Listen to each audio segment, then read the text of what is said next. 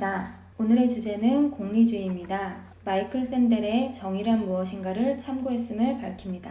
공리주의 창시자인 제레미 벤담은 내 인생의 모든 순간은 계산되어 있다라고 말을 했습니다. 행복과 쾌락을 수량화하여 계산할 수 있다라고 본 벤담의 이론을 자세하게 한번 살펴보도록 하겠습니다. 본격적인 내용에 들어가기 전에 더들리와 스티븐스 재판이라는 이야기를 들려드리겠습니다. 1884년 여름에 영국 선원 4명이 작은 구명보트에 올라탄 채 남대서양을 표류했습니다. 이들이 타고 있던 미니오네트호는 폭풍에 떠내려갔고 구명보트에는 순무통조림 2개뿐 마실 물도 없었습니다.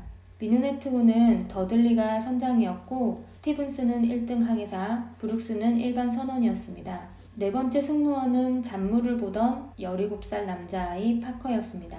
고아인 파커는 긴 항해를 떠나기는 이번이 처음이었습니다. 파커는 희망이 가득 차 있었지만 안타깝게도 현실은 그렇게 되지 않았습니다. 좌초된 구명보트에서 4명의 선원은 수평선을 바라보면서 지나가던 배가 구조해 주기를 기다렸습니다. 하지만 배는 지나가지 않았습니다. 그래서 처음 사흘 동안은 순무통조림을 정해놓은 양만큼 조금씩 먹으면서 버텼습니다. 나흘째 되던 날에는 바다거북이를 우연히 잡아서 바다거북과 남은 순무로 연명하면서 며칠을 더 버텼습니다. 하지만 얼마 지나지 않아 음식이 결국 바닥났습니다. 이때 파커는 구명보트 구석에 누워 있었는데요. 다른 선원들의 충고를 무시하고 바닷물을 마시다가 병에 걸렸기 때문입니다. 파커는 곧 죽을 것처럼 보였습니다. 고통스럽게 하루하루를 보내던 선원들은 19일째 되던 날 선장 더들리의 제안을 받게 됩니다. 선장 더들리는 제비뽑기를 해서 다른 사람을 위해 희생할 사람을 정하자고 했습니다. 하지만 브룩스가 이를 거부하는 바람에 실행에 옮기지를 못했습니다.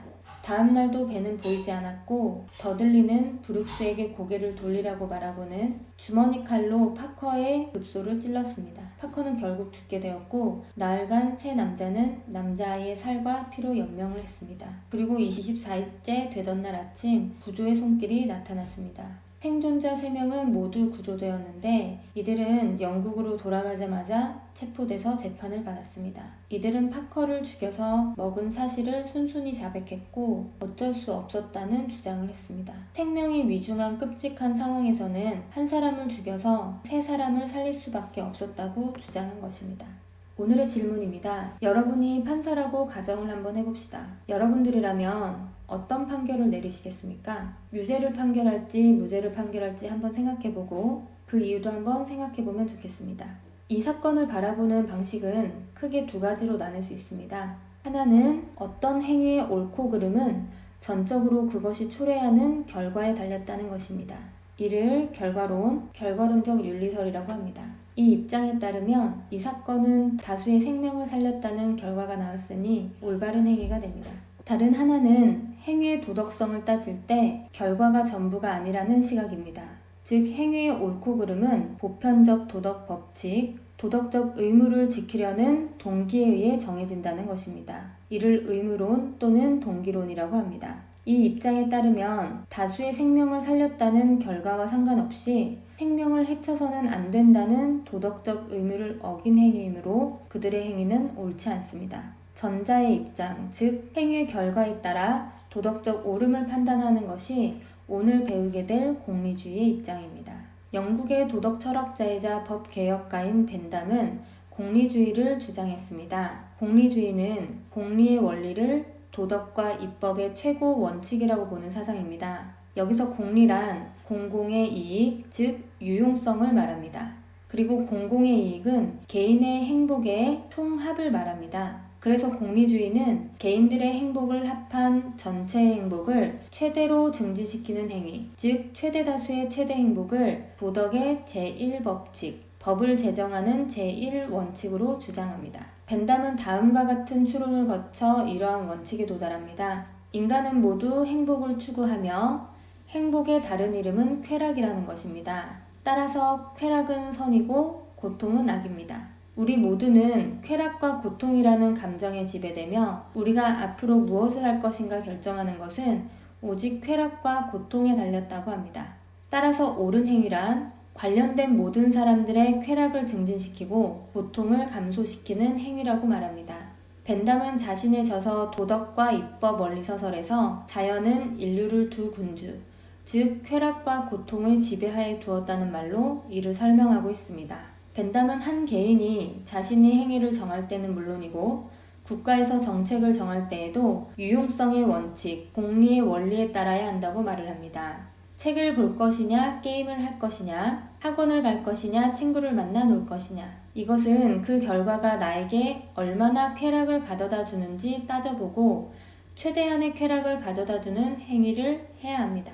마찬가지로 댐을 건설할 것인지 말 것인지, 입시 제도를 바꿀 것인지 말 것인지, 음주운전에 대한 형량을 늘릴 것인지 말 것인지는 사회 전체의 유용성을 극대화하는 방향으로 선택을 해야 한다는 것입니다. 그렇다면 우리는 최대 다수에게 최대 행복을 가져오는 행위를 어떻게 알 수 있을까요? 벤담은 모든 쾌락은 질적으로 차이가 없고 양적으로만 차이가 있다라고 합니다. 그래서 모든 쾌락을 수치화하여 계산할 것을 제안합니다. 예를 들어서 동일한 강도의 쾌락이 3일간 지속된다면 플러스 3, 동일한 강도의 고통이 2일간 지속되면 마이너스 2, 이런 식으로 수치화해서 가장 큰 쾌락을 주는 행위를 선택하는 것입니다. 이를 쾌락 계산법이라고 합니다. 벤담은 쾌락을 계산하는 기준으로 7가지를 제시하고 있는데요. 쾌락의 강도가 얼마나 센지, 얼마나 오랫동안 지속되는 쾌락인지, 그 행위를 했을 때 얼마나 확실하게 쾌락이 나타나는지, 얼마나 빨리 쾌락을 느낄 수 있는지, 그 행위를 함으로 인해서 다른 부수적인 쾌락을 산출하는지, 얼마나 순수하게 쾌락만을 포함하고 있는지, 얼마나 많은 사람에게 쾌락을 주는지, 이렇게 강도, 지속성, 확실성, 근접성, 다산성, 순수성, 범위라는 7가지 기준에 따라서 계산을 할 수 있다는 것입니다. 예를 들어서 콜라를 마시는 것에 쾌락의 강도가 5, 만족감의 지속성이 1이라면 총합이 6입니다. 그리고 책을 읽는 것에 쾌락의 강도가 3인데 오랫동안 만족감이 지속돼서 지속성이 8이라면 총합이 11입니다. 그렇다면 두 가지를 비교했을 때 당연히 쾌락의 양이 더 많은 책을 읽는 것을 선택해야 되는 것입니다. 이렇게 쾌락은 질적인 차이가 없고 양적인 차이만 있어서 수량화하여 계산할 수 있다라고 보는 공리주의의 입장을 양적 공리주의라고 합니다. 벤담의 입장은 이렇게 양적 공리주의로 정리할 수 있는데요. 최대 다수의 최대 행복을 주장하고 쾌락 계산법을 이야기한 벤담에 대한 비판도 많이 있습니다. 알아보도록 하겠습니다. 첫 번째, 최대 다수의 최대 행복이라는 결과를 중요시하다 보니 인간의 존엄성과 개인의 권리와 같은 도덕적 의무에 위배되는 상황이 벌어질 수 있다는 문제가 있습니다. 영화 설국열차의 장면을 잠깐 보도록 하겠습니다. 설국열차는 기상이변으로 모든 것이 꽁꽁 얼어붙은 지구에서 살아남은 마지막 인류를 태운 기차를 그리고 있는데요. 이 기차는 정해진 궤도를 끝없이 달리고 있습니다. 왜냐하면 열차가 멈추게 되면 바깥 온도에 의해서 꽁꽁 얼어붙게 되고 열차에 타고 있는 지구의 마지막 인류들이 모두 죽게 되기 때문입니다. 그런데 열차의 부품 하나가 수명을 다하게 됐고 이 열차를 설계한 밀포드는 부품의 크기에 맞는 어린아이를 구해다가 부품처럼 사용합니다. 그리고 아이가 커져서 더 이상 일할 수 없게 되면 죽게 됩니다. 여러분은 이 상황에 대해서 어떻게 생각하시나요? 열차 속 사람들 전체가 살아갈 수 있다면 다수의 행복이라는 명분 아래 죄 없는 아이의 인권을 침해하는 행위는 과연 괜찮을까요? 이처럼 공리의 원리에 따른다면 인간의 존엄성이나 도덕적 의무에 위배되는 상황이 벌어질 수 있다는 것이 첫 단점입니다. 또 한편으로 생각해볼 문제가 있습니다. 벤담은 쾌락은 질적으로 동일하고 양적인 차이만 있다라고 주장을 했는데요. 즉, 쾌락과 고통을 수량화할 수 있다라고 했는데요. 이 말에 우리는 동의할 수 있을까요? 지금부터 제가 여러분들에게 질문을 해보겠습니다. 마음속으로 한번 대답을 해보시기 바랍니다. 여러분들은 지금 경제적 상황이 좋지 않은 상황이라고 가정을 해보겠습니다. 제가 제시하는 행동을 하면 여러분들에게 그냥 돈을 드릴 것입니다. 얼마면 그 행동을 할 수 있을지 생각해 보시기 바랍니다. 첫 번째, 제 손에는 날이 바짝 선 칼이 있습니다. 이 칼로 마취를 하지 않은 상태에서 당신의 새끼발가락 하나를 절단할 것입니다. 얼마의 대가가 필요할까요? 다음으로 길이가 15cm인 산 지렁이를 삼켜야 합니다. 얼마의 대가를 받으면 이 행동을 하겠습니까? 애처로운 눈빛을 한 아기 고양이가 있습니다. 맨손으로 이 고양이를 질식사시켜야 한다면 얼마의 대가가 필요할까요? 무인도처럼 사람도 없고 차도 다니지 않는 시골 마을에서 핸드폰이나 자동차 같은 아무런 통신수단이 없는 상태에서 혼자서 남은 여생을 살아야 된다면 얼마의 대가가 필요할까요? 이 질문들은 1930년에 사회심리학자 손다이크가 공리주의의 쾌락과 고통은 계산될 수 있다는 것을 증명하기 위한 연구의 질문들입니다. 그는 정부 보조를 받는 젊은이들을 상대로 설문조사를 실시했는데요. 모든 행위를 쾌락과 고통으로 계산할 수 있다는 것을 보여주고자 했습니다. 그 결과 평균적으로 새끼발가락을 자르는 것은 약 6천만 원, 산 지렁이를 삼키는 것은 약 1억 원, 고양이를 목 졸라 죽이는 것은 약 1,000만 원, 무인도 같은 시골에서 평생 혼자 사는 것은 약 3억 원이면 가능하다라고 대답했다고 합니다.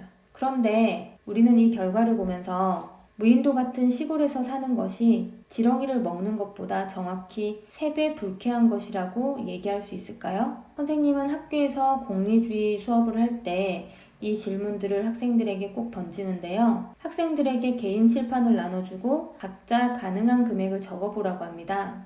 꼭 적어야 되는지 물어보는 학생들이 꽤 많이 있습니다. 돈을 준다고 해도 못할 것 같다라고 이야기하는 학생들이 많이 있다는 건데요. 특히 아기 고양이 이야기를 할 때에는 집에서 반려견이나 반려묘를 키우는 학생들은 어떻게 아무 죄가 없는 아기 고양이로 죽일 수 있느냐고 반문을 합니다.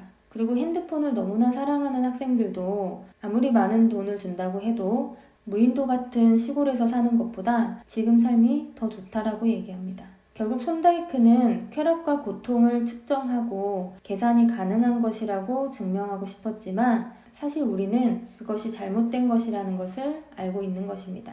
즉, 모든 행위의 가치를 쾌락과 고통으로 단순화할 수 없으며 우리는 쾌락이나 고통과 상관없이 더 고귀한 무언가를 위해서 움직이기도 한다는 것을 안다는 것입니다. 공리의 원리는 우리가 어떤 판단을 내릴 때 아주 강력한 도구가 됩니다. 누구나 결과를 고려하면서 행동하고 그것이 합리적이라는 것을 알기 때문입니다. 하지만 어떤 행위가 가지는 바람직한 가치는 전혀 고려하지 않은 채 쾌락과 고통의 양만으로 옳고 그름을 판단하는 것은 문제가 많습니다. 벤담은 쾌락의 가치를 따지지 않은 채 사람들의 선호를 모두 더해서 사회에 필요한 법을 결정하려고 하였습니다. 그런데 한번 생각해 봅시다, 여러분. 우리가 아름다운 미술 작품을 감상하는 것을 선택하는 사람들보다 투견을 보고 싶어 하는 사람들이 더 많다면 우리 사회는 미술관보다 투견장을 더 많이 만들어야 할까요? 사회 구성원 대다수가 수준 낮은 쾌락을 원한다면 그러한 취향의 합을 단순히 최대의 행복이라고 할 수 있을까요? 이렇게 쾌락의 질적인 차이, 즉 수준 높은 쾌락과 수준 낮은 쾌락을 나누지 않는 태도는 옳지 않은 결론에 이를 수 있다는 맹점이 있습니다. 하지만 벤담이 살던 18세기 영국은 왕, 귀족, 민중들에게 서로 다른 법이 적용되고 지배층의 쾌락만을 우선하는 법이 시행되던 시대였습니다. 그런 사회에서 모든 사람은 행복을 추구한다는 점에서 동일하다는 점, 따라서 민중을 포함한 모든 사람은 자신의 행복을 추구해야 하며 국가도 모든 사람의 행복을 증진시키는 정책과 법을 만들어야 한다고 주장한 점은 오늘날에 주는 시사점이 많아 보입니다. 지금까지 양적 공리주의를 주장한 벤담의 이론과 그 난점을 살펴보았습니다. 다시 한번 선생님의 필기를 보면서 정리해 보도록 하겠습니다. 공리주의자 벤담은 쾌락은 선이고 고통은 악이라고 이야기했습니다. 따라서 우리는 쾌락을 증진시키고 고통을 줄이는 행위를 해야 합니다. 이를 공리의 원리라고 했는데요. 공리의 원리는 다른 말로 유용성의 원리라고도 합니다. 공공의 이익을 증진시키는 행위를 하라는 건데요. 최대 다수의 최대 행복을 주는 행위가 옳은 행위라는 것입니다. 최대 다수의 최대 행복을 주는 행위를 찾기 위해서 벤담은 쾌락 계산법을 제시합니다. 쾌락의 계산이 가능한 이유는 쾌락에는 질적인 차이가 없고 양적인 차이만 있기 때문입니다. 그래서 쾌락을 수량화할 수 있고 계산할 수 있다는 것입니다. 이러한 입장을 양적 공리주의라고 합니다. 쾌락을 계산할 때 기준으로 총 7가지를 제시했는데요. 첫 번째로 강도는 쾌락의 세기가 얼마나 센지를 말합니다. 지속성은 쾌락이 얼마나 지속되는지, 확실성은 그 행위를 함으로 인해서 쾌락이 얼마나 확실하게 찾아오는지, 근접성은 어떤 행위를 했을 때 얼마나 빨리 쾌락이 찾아오는지, 그리고 다산성은 그 행위가 얼마나 많은 다양한 부수적인 쾌락을 산출하는지를 말합니다. 순수성은 얼마나 순수하게 쾌락만을 담고 있는지를 말하는데요. 어떤 행위를 했을 때 그 행위에 쾌락 이외에도 고통도 포함되어 있다면 순수성이 떨어진다라고 보는 것입니다. 그리고 범위는 그 행위가 얼마나 많은 사람들에게 쾌락을 주는지를 말합니다. 벤담의 양적 공리주의는 2가지 문제점을 지니는데요. 첫 번째는 최대 다수의 최대 행복을 지향하는 과정에서 개인의 권리, 소수자의 권리가 침해될 수 있고 도덕적 의무에 위배되는 결과가 나올 수 있다는 것입니다. 두 번째는 모든 행위의 가치를 쾌락과 고통으로 단순화했고 쾌락의 양적인 차이만 인정하고 질적인 차이는 인정하지 않았다는 단점이 있습니다. 다음 시간에는 벤담의 양적 공리주의를 보완하고자 질적 공리주의를 내세운 윌에 대해서 배워보도록 하겠습니다.